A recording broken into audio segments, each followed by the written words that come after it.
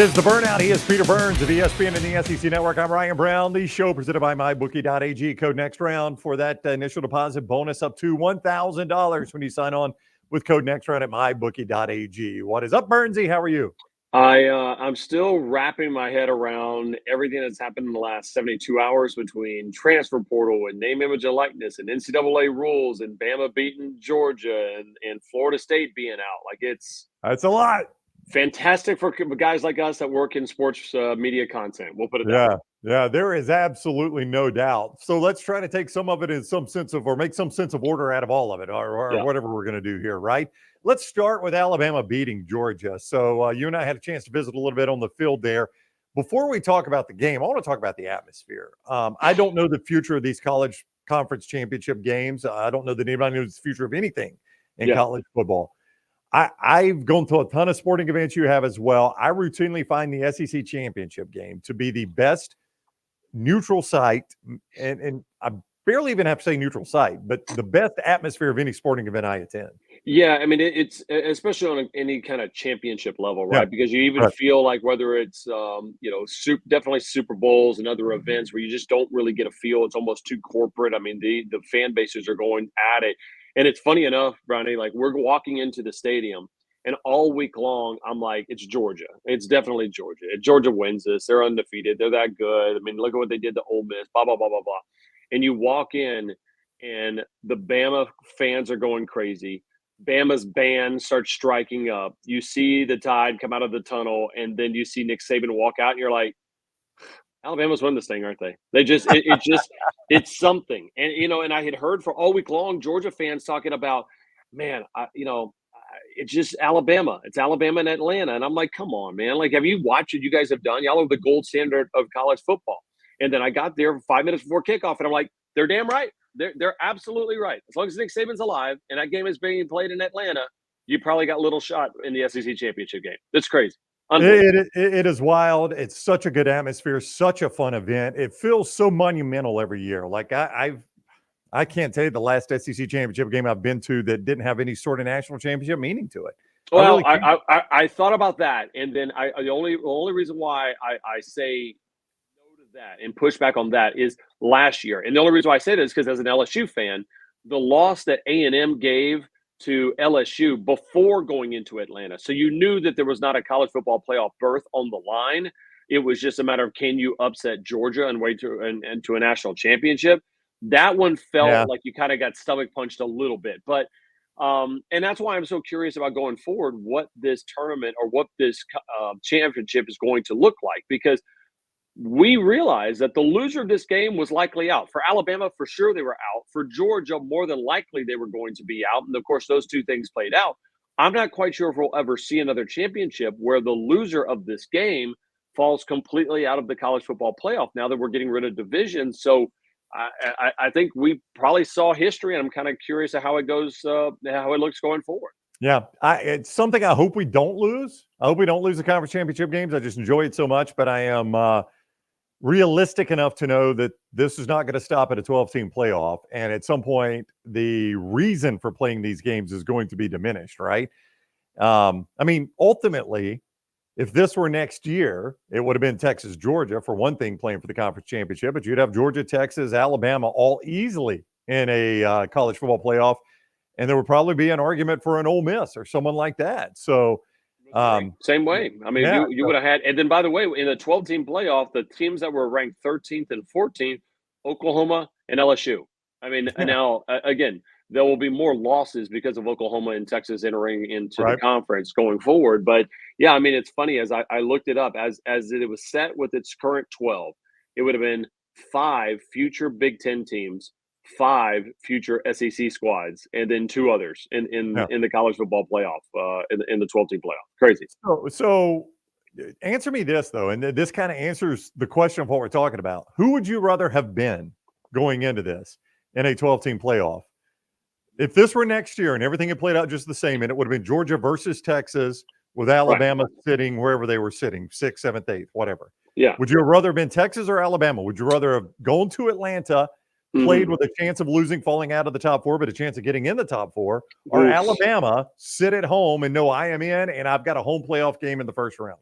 Yeah, and you get a chance to rest to make sure that nobody Yep. gets banged up, right? I Yep. mean, it's tough because I understand what the SEC championship game means. You know what I mean? Like Right. people are wondering, oh, well, the games aren't going to mean anything. I'm like, yeah, they still will. And I think Kirby, the way Kirby talked about it, Kirby wanted that one really bad. Okay, because what on the bucket list does he not have? It's really a SEC championship win against Nick Saban. Right. Right. These are the things. It's like I always thought when Tiger Woods was playing golf that should just try to win every single event once and just like once I did that one, okay, I'll move on to the next one, right? Yeah. For Kirby, it's like, what have I not accomplished? And it's that now won a national championship. I mean, I against them, I get it, but there's still things in that bucket list, and there's still things for Saban. I have seen Saban for so many years and covered him, and the genuine smile that he had on walking up to the podium, it Yeah. was just like one of those moments that just looked absolutely out of a storybook compared to 4th and 31 the week before, and then all of a sudden, smiling that way. This is not to say he doesn't like his former teams, but I think he's probably enjoyed coaching this team more than any he's ever had at Alabama, and probably feels a different connection than a lot of the teams he's had at Alabama. I think in his heart of hearts, he knows this team. This sounds so bad, and I don't mean it to sound this way, but this team had to try harder than the rest of them. And I know that's not true, but I think the sentiment. This team just had to Yeah. do it a little bit differently than the rest of them had to. Yeah, and I think that's why it's been a challenge for him, and I think it's one that continues to have him grow. Listen, I think at some point, had Saban continued to have teams like he had in 2020, where they're just so much better than everybody Yeah. else and destroy the field, then it's like, what's new, right? And for him, there's a couple of things that's new. It's name, image, and likeness is transfer portal. While he hates them because there's no real clarity of the rules, I think it also is another puzzle for him to solve, in Yep. that he enjoys that process still. I think the fact that Kirby won one, or now two, and the fact that you got guys like David Pollack saying, "Hey, Kirby Smart's the coach," right in front of Nick Saban. Like I think that drives him as well too. So yeah, I do think, and again, I've said it on this show, I've said it on my show. If there was ever a storybook ending that Nick Saban says, I want to go out on top, it would be the up and down season that they had, losing to Texas, looking bad against South Florida, benching Jalen Milroe, but them kind of rising above it all. 4th and 31, they end up winning. They end up beating the number one team in the country, ending Georgia's streak. They're going to play Michigan, who's their coach has been suspended twice, and it'll be one of the largest television games of college football history. They win that, and then he plays Texas and reavenges the loss, or avenges the loss that he had earlier into the season. There's nothing ever in the history of college football that would tie a better bow of walking out on top than Nick Saban winning a championship that way. Yeah, no, you're absolutely right about that. And that is a great summation of it. Why do you think? I mean, there are weird things in sports. Kirby Yeah. Smart has dominated everybody he's played. I mean, you can't think of anybody that Kirby has had to face on a regular basis, team or coach, Yeah. that you wouldn't say he's dominated, except for one guy and one Yeah. team. It's the weirdest thing, man. I mean, I just I don't and I it's don't know if there's still a nervousness to it, I don't because know. I think it's as long as you have Nick Saban, and I don't, and whatever it is, I don't know if it's an aura, I don't know if it's a power, I don't know it's what he says in his motivational speeches. You believe you have a shot, Yeah, right? You believe you have a shot, and the same thing with Kirby. Kirby is doing the same exact thing, but for whatever reason, that permeates throughout everything. And because I all week long, I talked to Georgia fans, like I said, and Georgia fans were like, "Yeah, I mean, I know, but it's Bama." Right? Like usually, like they never say, "Oh, yeah, yeah, I know, but it's Ole Miss. They're playing I know. extremely well," or "I know it's Tennessee," or "I know it's Ohio State," or whatever. They're like, "Dude, we're gonna whoop their ass. Like it doesn't Yeah, matter."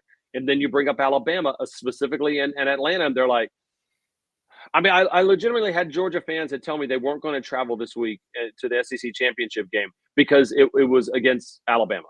And they're like, I know what happens in that building against Alabama. And I'm like, this is crazy to it is me. nuts. Yeah, And that's a real thing. And when you're looking at two teams that are the Spider-Man memes pointed at each other, whatever small fraction it is, yeah. that 0.05% that leans one way or the other might be the difference when those teams Yeah. right now.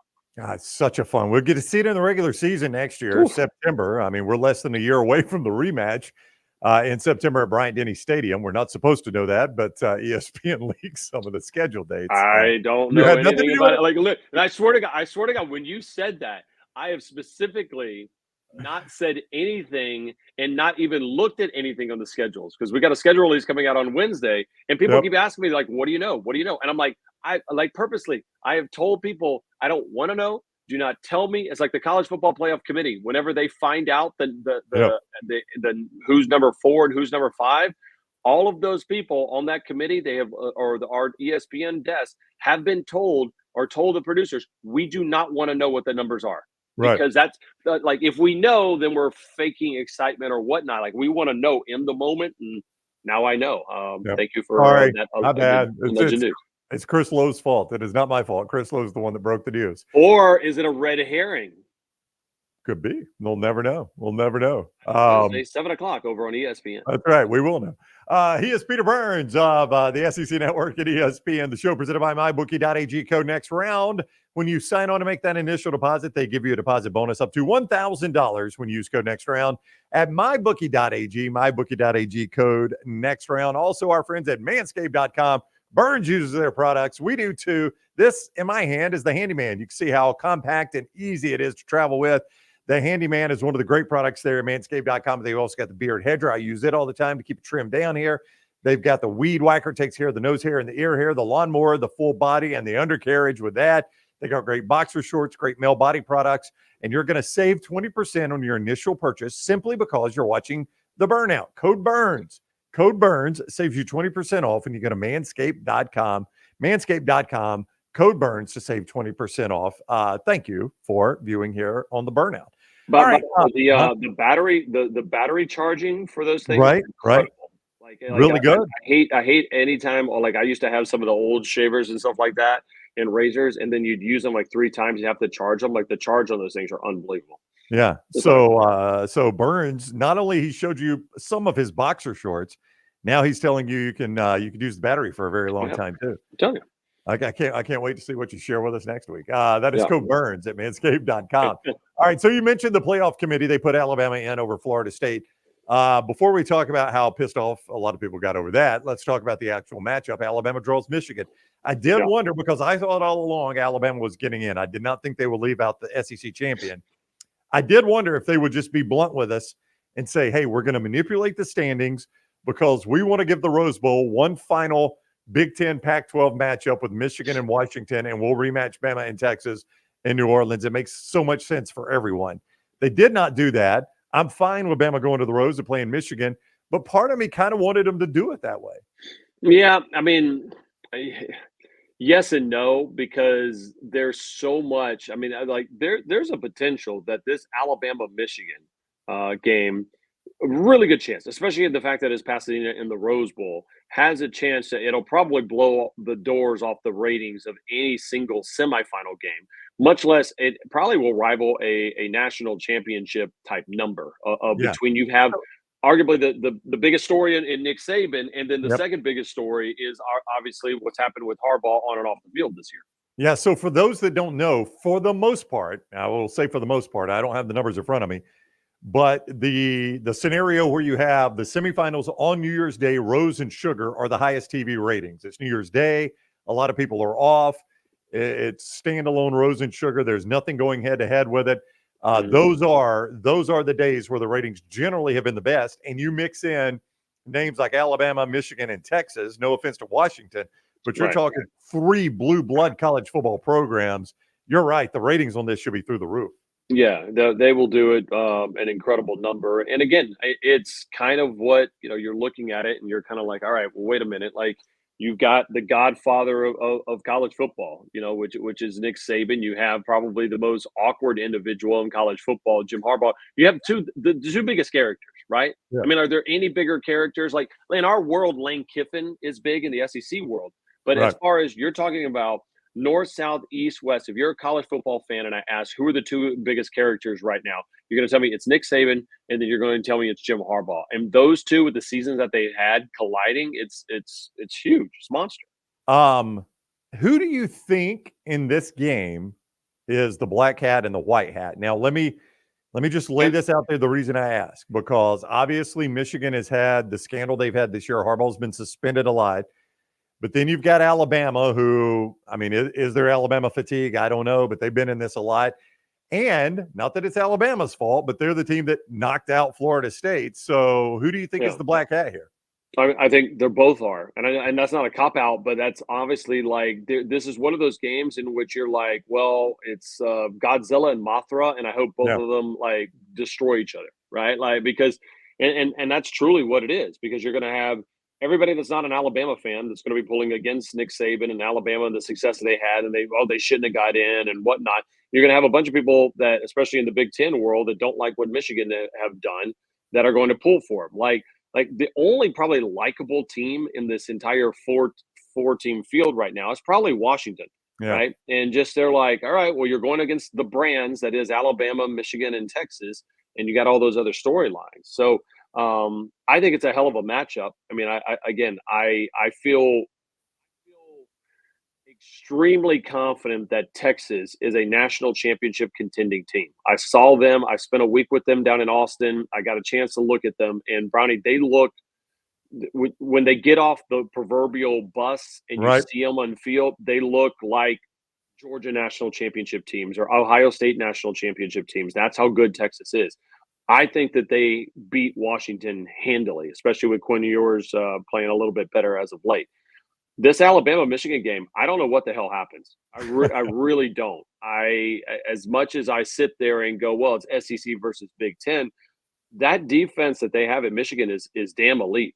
It is really, really good. And it might be the best defense that Alabama saw probably outside of Georgia so far this season. I mean, they played think about this. Alabama played 3 good defenses this year. It was A&M, which they barely got by, Georgia, which they barely got by, and Texas, which they lost. Those are the 3 good defenses that they played. And this Michigan thing is unlike anything that they've thrown at them. But the flip side of it, has Michigan played an offense that looked like this?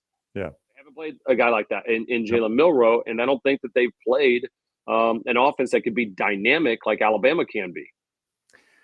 So this doesn't happen without everybody getting pissed, right? Everybody is mad, okay? Everybody's mad over the way this went down. Set aside the fact that even as a guy that was born and bred LSU, you're an SEC guy, so you're happy for Alabama. All right, let's set that aside.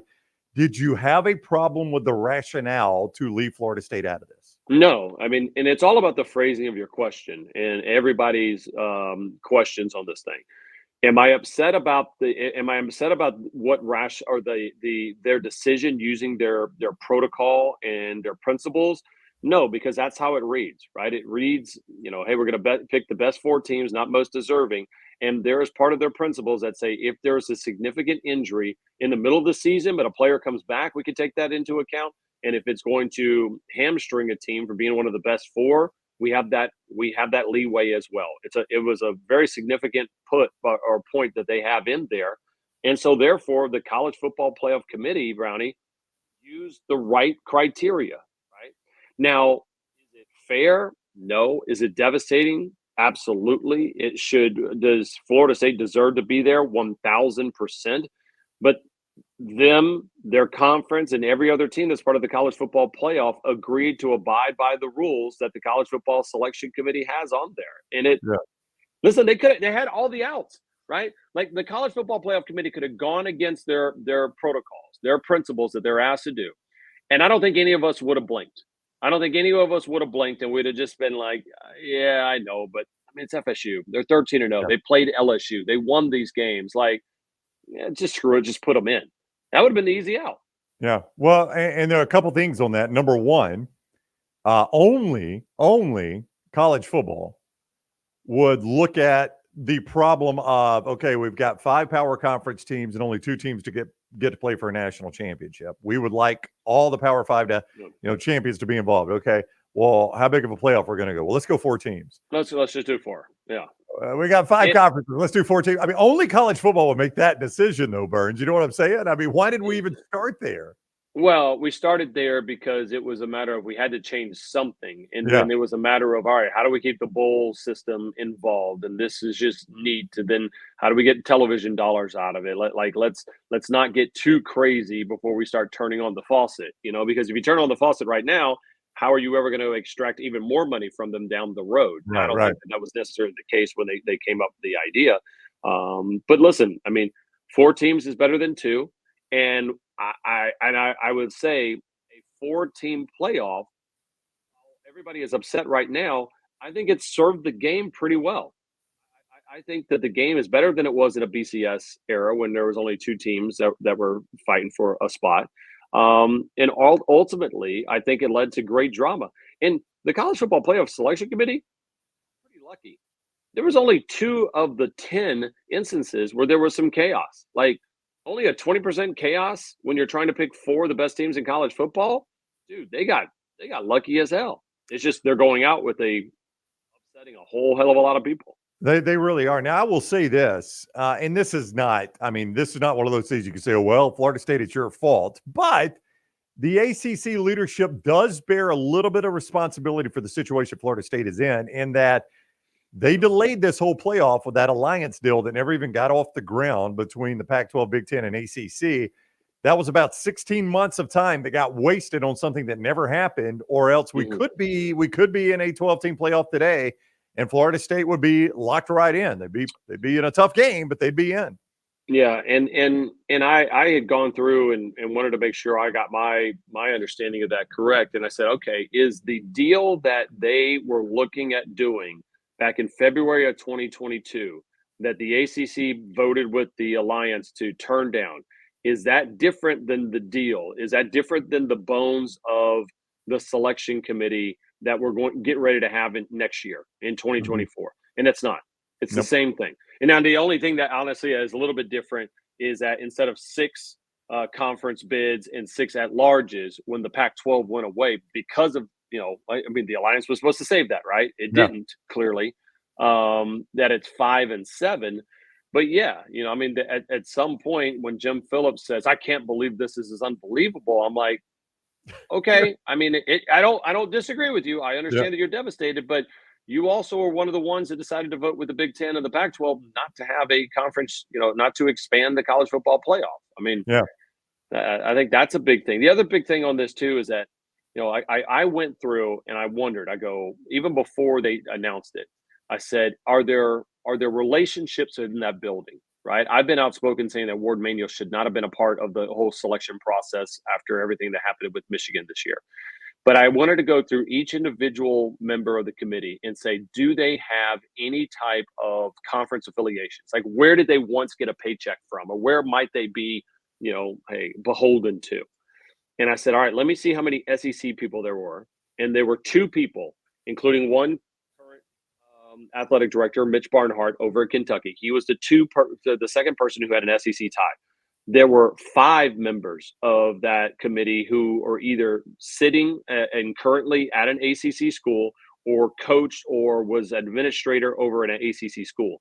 So there were a lot more ACC ties than there were SEC ties, Yep. including the chairman of the entire committee is a sitting ACC uh, uh, athletic director. Yeah. And I'm like, at some point, he has to look around the room when they're not putting Florida State, one of his brethren, in the ACC, and knowing not putting them hurts NC State and how much money that they would get from a college football playoff payout, and then go, still think that this is the right rule. Yeah. Like, think it's going to be awkward when FSU and NC State and others see each other again. I mean, I guess it was already awkward as hell, but you know, and then the whole other thing, you had FSU, but wait, there's more. But when FSU legitimately, like 6 months ago, was like, we got to get out of this conference. We don't like any of these guys that are over here. Like, we can't, like, we're better than them. Poor NC State's just like, bro, like, I'm legitimately right here. I'm in the room, and you're saying this about me. It's wild. Yeah. You wonder if they're calling Boo Corrigan like, don't let them in. You remember what they said about us? Don't let them in. You put Alabama in there, Boo. Yeah, but again, if people will say, "Oh, follow the money, and I'm like, "Yeah, you know what the money is? The money is the ACC getting an extra $6 million if Yeah. their team was in and they had every right to take the easy route, and they said no. I think that was the hard committee, and actually, people are pissed off about it, but I ultimately think that they made the hard choice, and I'm impressed that they did because it was. I thought it was going to be the opposite. I figured Ward Manuel real quick was sitting there going, "Please, by God, let Florida State get in." Like Florida State's the number one team in the country, if for no other reason, so he could get Michigan playing the Florida State, or at least tell people that he wanted. Of course, he had to recuse himself whenever Michigan was being put into those conversations. He is Peter Burns of the SEC Network and ESPN. The Burnout presented by MyBookie.ag. Code next round when you sign on. You get that deposit bonus up to $1,000 at MyBookie.ag. Code next round. Code next round. Bet anything, anytime, anywhere with MyBookie.ag. Code next round. Also, Roback.com. Great gift giving idea as well.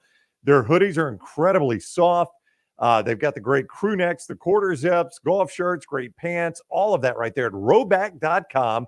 Code TNR20 to save 20% off your initial order at Roback.com. Code TNR20. So if this were a year from now, you would have Alabama in the 4 team. We're just going to ignore that Texas would also be an SEC team for purposes of what we're about to do here. Florida State plays Liberty in Tallahassee. I think they would maneuver it around so they wouldn't have rematches, maybe. Maybe they would flip 7 and 10 and probably 6 and 11, right? Yep. So Georgia plays Penn State in Athens. Ooh, Ohio State plays Ole Miss, and the Missouri and Oregon meet in Eugene. How fun would that be? And again, I think that's why we're excited about it. Also having Texas and Oklahoma enter the conference, seeing all the conference realignment. It is. I mean, yeah, I'm excited for it. I'm a little skeptical that it's going to be as good as college football has always been. But then again, I didn't think that a 4-team playoff was going to be this interesting and not ruin the game. And again, there's going to be games where all of a sudden, hey, a Missouri game late into the season, Auburn game late into the season, is going to have a whole hell of a lot on the table for seeding for everybody. So instead of 4 or 5 games, meaning something in the last 2 or 3 weekends, you're going to have 40 games that are going to mean something. Yeah, but I could see this. I could see it working this way. And you work in TV, so you tell me if I'm wrong. Friday night, you've got Missouri at Oregon. It's good Friday night West Coast game. Early Saturday, say a noon kick Saturday, noon Central, 11 Central, whatever, noon Eastern. Florida State Liberty. Then in that midday window, the 2:30 Central, 3:30 Eastern window, Ohio State, Ole Miss, and then the primetime game, Georgia playing host to Penn State. I mean, look at that. Look at that 2 days of football right there. I mean, and again, that's another reason why when it expands, when the deal is done in 26, the bidding war for a college football playoff is going to be very similar to how the bidding war is for the NFL. It'll be probably put out on a couple of different networks. They're all going to bid out of each other. And that was the beauty of what the Big Ten did on their last television deal. And they got so much is that they were able to say, we're going to take 3 different partners and spread it out because you all need inventory and you're all going to pay out of the wazoo for it right now. Whereas the college football playoff right now gets it from one entity, ESPN and Disney, and they get to make a whole lot of money. But I would imagine they'll probably take that to market and do what the NFL has done. I mean, it's smart business for the NFL. Why wouldn't it be for the college football playoff? He is Peter Burns of ESPN and the SEC Network. The show presented by MyBookie.ag. Code next round when you sign on at MyBookie.ag. Get that initial sign-on bonus up to $1,000 when you're using code next round at MyBookie.ag. Bet anything, anytime, anywhere. MyBookie.ag. Code next round. MyBookie.ag. Code next round. All right, Burnsy, have a great week. We'll see you next week. See you, buddy.